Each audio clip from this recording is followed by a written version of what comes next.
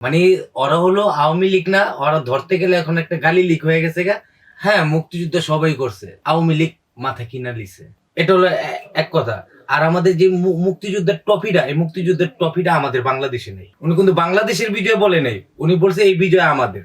তো বিশেষ করে আপনি যে কথাটা বললেন আওয়ামী লীগ, ওনাদেরকে এখন আর আওয়ামী লীগ বলা যাবে না, ওনাদেরকে বলতে হবে গালি লীগ। লেগে এখন ওনারা মানে যেসব বিশ্রী বিশ্রী ভাষা, কমেন্টে বিশ্রী বিশ্রী ভাষাই করে। আমি যদি মনে করেন যে আপনাকে একটা ইন্টারভিউ দিলাম, জুলাই নিয়ে আমি একটা ইন্টারভিউ দিলাম, এটা যদি কোনো ভালো মানুষ, কোনো ভালো ঘরের সন্তান যদি আমার জন্য একটা ভালো কিছু মানে কমেন্টে লেখে, ও ওই ভাইটাকেও মনে করেন গালাগালি করে। মানে ওরা হলো আওয়ামী লীগ না, ওরা ধরতে গেলে এখন একটা গালি লিক হয়ে গেছে গা।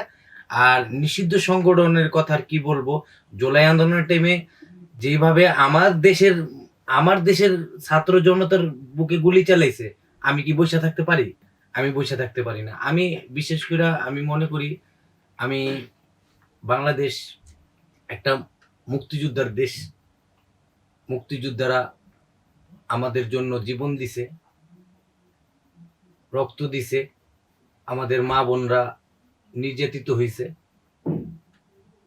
হ্যাঁ, মুক্তিযুদ্ধ সবাই করছে, মুক্তিযোদ্ধা আপনার সবাই করছে, তবু এই মুক্তিযোদ্ধার মাথা আওয়ামী লীগ মাথা কিনা লিছে। এই মুক্তিযোদ্ধার মাথা আওয়ামী লীগ মাথা কিনা লিছে। তা আমার কথা, আমি এত কিছু বুঝি না। আওয়ামী লীগ বিগত 17 বছর দেশ চালাইছে, বিগত 17 বছর আমাদেরকে এক দেশের গোলামি বানায় রেখে দিছে। তা আমরা মুক্তিযোদ্ধা কি জন্য, আমাদের দেশের মানুষ জানি মুক্তিযুদ্ধ করলো, কি জন্য মুক্তিযুদ্ধ করলো?